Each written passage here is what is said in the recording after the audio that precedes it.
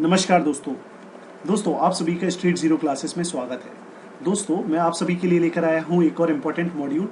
और दोस्तों इस मॉड्यूल में हम बात करेंगे एंशिएंट हिस्ट्री के बारे में। अगर आप देखते हैं जो हिस्ट्री होती है उसको स्टडी पॉइंट ऑफ व्यू से क्लासिफाई किया जाता है एंशिएंट हिस्ट्री में, मेडिवल हिस्ट्री में एंड देन मॉडर्न हिस्ट्री में। तो एक तरीके से अगर हम देखें हिस्ट्री के 3 पार्ट हैं जो एग्जाम के पॉइंट ऑफ व्यू से इंपॉर्टेंट होते हैं।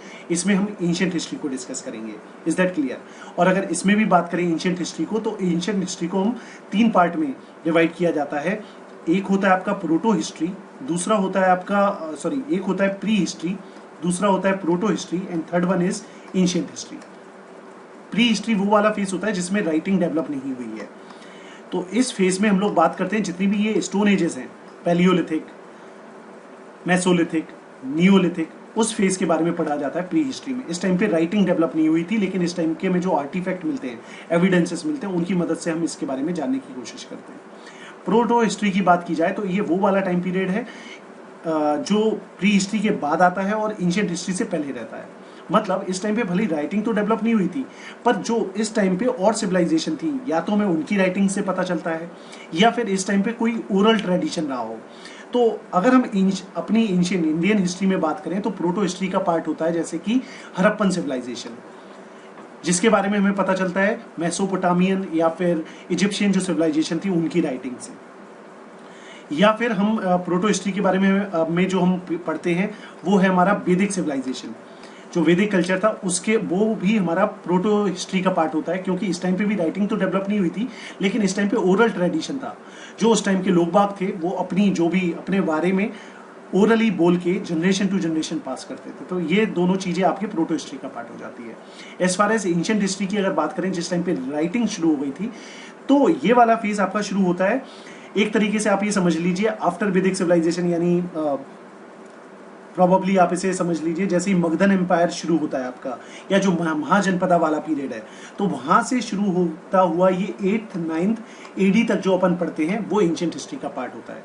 8th 9th एडी में क्या हो जाएगा, अर्ली मेडिवल इंडिया शुरू हो जाएगा। तो ये सारा जितने भी आपको मैंने फेसेस बताए और इन फेसेस में जो इवेंट्स रहेंगे वो हमारे इस मॉड्यूल के पार्ट रहेंगे।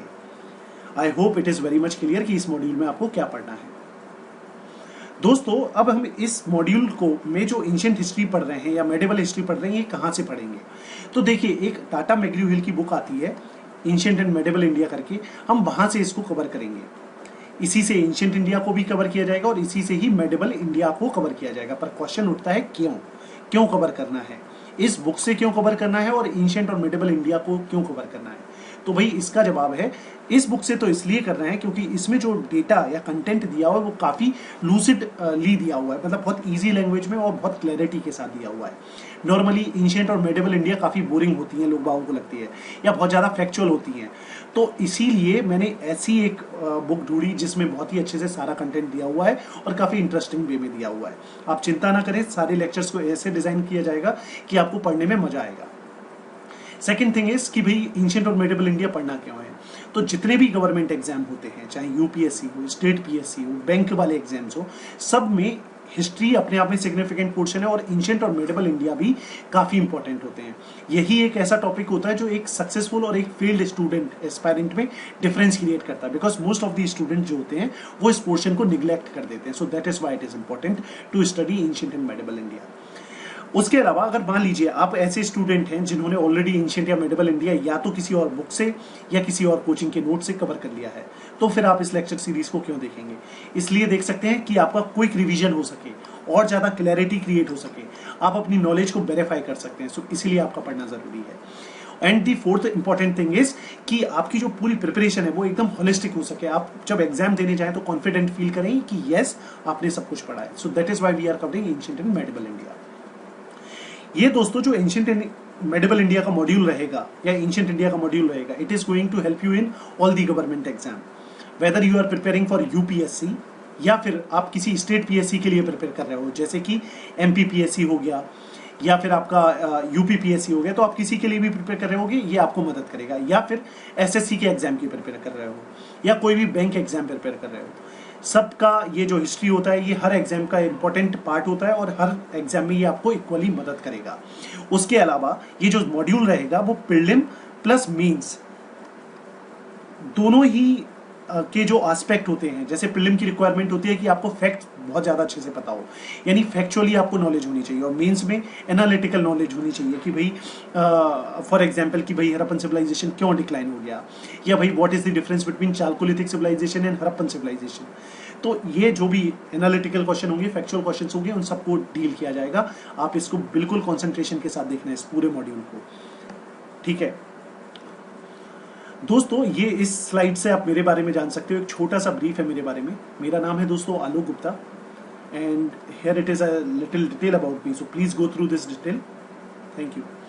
अच्छा, अगर बात करें इस मॉड्यूल के सारे लेक्चर्स की, नोट्स की, क्विजेस की, तो ये सारे लेक्चर, नोट्स और मॉड्यूल्स आपको सारी चीज़ें अवेलेबल हो जाएंगी एक जगह पे, दैट इज़ योर streetzero.in, मतलब जो streetzero की वेबसाइट है, वहीं पे आपको इसके सारे लेक्चर्स भी अवेलेबल होंगे, वहीं पे आपको सारे इसके क्विजेस अवेलेबल होंगे, सो दैट आप अपनी प्रैक्टिस कर सकें। वहीं पे आपको इसके सारे नोट्स और ये जो रेफरेंस बुक है वो अवेलेबल करवा दी जाएगी, सो दैट आप उसे डाउनलोड करके पढ़ सकें। उसके अलावा भी वेबसाइट पे काफ़ी इंपॉर्टेंट और काफ़ी इंटरेस्टिंग लेक्चर्स बहुत ही अच्छे फॉर्मेट में प्रोवाइड किए गए हैं, तो आप उनको भी अवेल कर सकते हैं। कोई डाउट आए, कोई क्वेरी आए, तो आप इस नंबर पे कांटेक्ट कर लें 0844702277। उसके अलावा दोस्तों ये एक रेफरल कोड मेंशन है T/Alok/137, इसका इस्तेमाल करके आप एडिशनल बेनिफिट उठा सकते हैं, तो please use this referral code.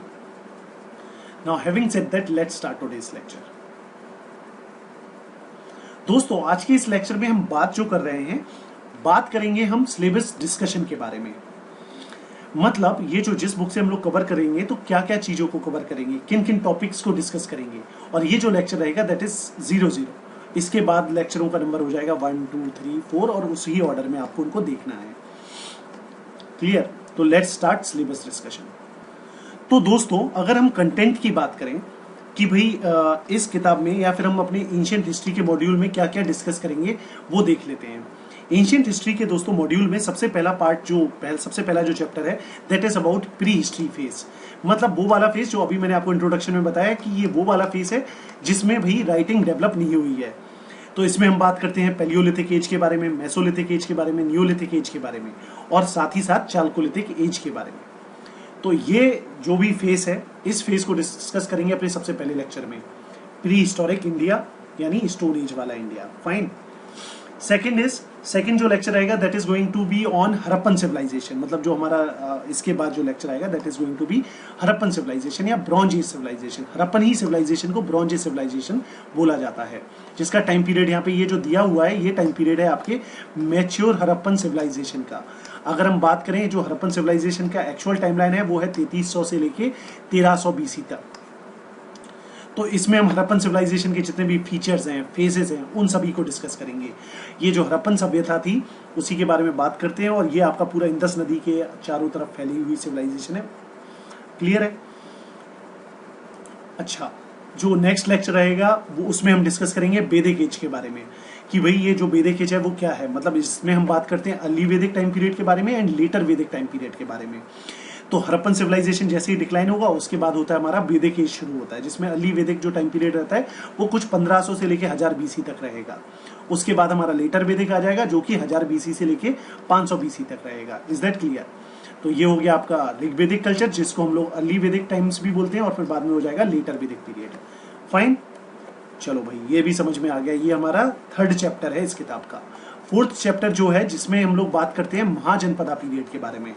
ये लेटर वैदिक पीरियड के दौरान ही से शुरू हो जाता है। लेटर वैदिक पीरियड जैसे ही खत्म होगा, उसी के बाद से या उसी के बिल्कुल वो खत्म हो रहा होगा और ये शुरू होता है, वो वाला टाइम पीरियड है महाजनपदास। इंडियन सब कॉन्टिनेंट में 16 बड़े बड़े जनपद डेवलप हुए, जिनको महाजनपदा के नाम से जाना गया। और इस महाजनपदास के हम लोग फीचर्स और जितने भी उस टाइम पे डेवलपमेंट है, कौन कौन सी डायनेस्टीज आई, उन सब के बारे में बात करेंगे। इसका टाइम पीरियड नॉर्मली 600 से लेके 300 BC तक रहता है। मतलब जब सारे जनपदास, जब स्टार्टिंग में 16 थे और फाइनली देखोगे आपकी जो मगध एम्पायर होगा, मगध डायनेस्टी होगी, वो डेवलप हो जाती है। वो एक जनपदा जो है वो पूरा विख्यात हो जाता है, डेवलप हो जाता है। तो वो वाला चैप्टर, ये वाला चैप्टर में यहाँ तक पढ़ेंगे। ये सारे आपके महाजनपदास हैं, ठीक है। तो ये वाला जो महाजनपदा वाला, जो मगधा वाला महाजनपदा है, ये अपने आप में काफी बड़ा रूप ले लेता है, और फिर यहीं से आपकी एंशिएंट हिस्ट्री शुरू होगी। एंशिएंट हिस्ट्री में जैसे ही हम एंटर करेंगे उससे पहले हम बात करेंगे बुद्धिज्म और जैनिज्म के डेवलपमेंट के बारे में। Buddhism Jainism exam point of view से काफी इंपॉर्टेंट है कि भैया ये जब हमारे इंडियन सब कॉन्टिनेंट में हिंदुइज्म पहले ही से ही था, तो फिर ये बुद्धिज्म और जैनिज्म कैसे बर्थ लेते हैं, कैसे जन्म होता है इनका, ठीक है। तो इनके कॉसेस ऑफ ओरिजिन के बारे में जानेंगे, फिर एक एक करके जैसे भैया बुद्धा और जो उनकी फिलॉसफी थी उसको देखेंगे इन डिटेल, फिर उसके बाद देखेंगे जैनिज्म। और भाई माइंडेड ये वाला जो टॉपिक है वो एग्जाम पॉइंट ऑफ व्यू से काफी इंपॉर्टेंट है। फाइन, उसके बाद हम चलेंगे और फिर शुरू होता है ancient history, that is your Mauryan empire. Mauryan empire से शुरुआत हो जाएगी हमारी बढ़िया एंशिएंट हिस्ट्री की, जिसमें हम लोग बात करेंगे चंद्रगुप्त मौर्य की, कौतल्य की, उसके अलावा बात करेंगे हम लोग अशोका के बारे में। तो ऐसे बड़े बड़े लेजेंडरी जो रूलर रहे हैं उनकी कहानी शुरू होगी यहाँ से, ठीक है। अशोका द ग्रेट के बारे में जानेंगे।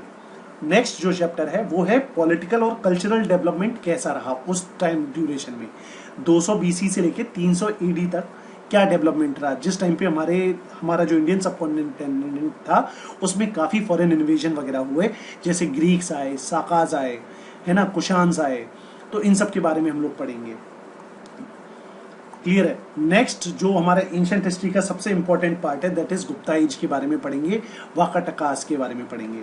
Is that clear. तो गुप्ता डायनेस्टी के बारे में देखेंगे, उसमें जितने भी रूलर्स वगैरह है, और एक बार जैसे ही वो समाप्त होता है तो फिर चाहे आप ये कह लीजिए कि ये एंशिएंट इंडिया का पार्ट है, या फिर आप ये कह लीजिए ये अर्ली मेडिवल पीरियड है, 600 से लेके 1200 तक का।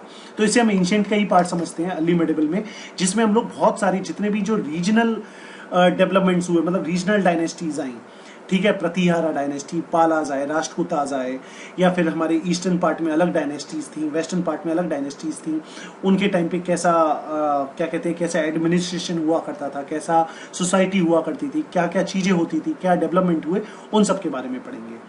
और फिर उसी टाइम पीरियड के बाद, जैसे जो मैंने आपको बताया अर्ली मेडिवल पीरियड में ही कुछ पीरियड जो 1000 से लेके 1200 AD तक का टाइम पीरियड था, तो वहां पे हमने देखेंगे कि बहुत सारी जो राजपूत डायनेस्टीज हैं वो आई हैं, तो उनके बारे में पढ़ेंगे। कुछ कश्मीर और नॉर्थ वेस्ट की डायनेस्टीज के बारे में पढ़ेंगे, और फिर साउथ और नॉर्थ ईस्ट एरिया की डायनेस्टीज को पढ़ेंगे। कैसे इस्लामिज्म आती है इंडिया में, यानी जैसे ये खत्म होता है और जैसे ही दिल्ली सल्तनत की शुरुआत होती है वो हमारा मेडिवल पीरियड होता है, तो उसको हम लोग मेडिवल हिस्ट्री में पढ़ेंगे। सिलेबस डिस्कस इसी में कर लेते हैं। Is that clear. तो जो नेक्स्ट चैप्टर रहेगा that is going to be Delhi सल्तनत। और एक और काम करते हैं, अदरवाइज ये जो दिल्ली सल्तनत या जो मेडिवल इंडिया का सिलेबस है, better what I will do, एक और मैं डिफरेंट वीडियो बना दूंगा सिलेबस डिस्कशन का, जिसमें हम लोग मेडिवल इंडिया को डिस्कस कर लेंगे। Is that fine.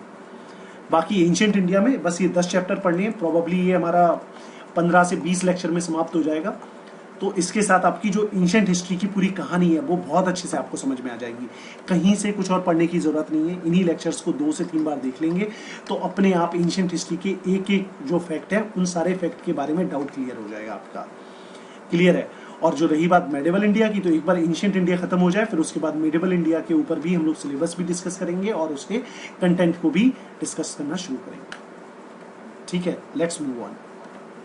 तो दोस्तों इसी के साथ हमारा ये जो आज का लेक्चर था वो समाप्त होता है। उम्मीद करता हूँ आपको आज का लेक्चर और ये जो सीरीज है काफी पसंद आ रही होगी। दोस्तों इस लेक्चर को इत्मीनान के साथ और फुल कंसंट्रेशन के साथ देखने के लिए, अपना समय देने के लिए thank you very much. All the very best for your preparation.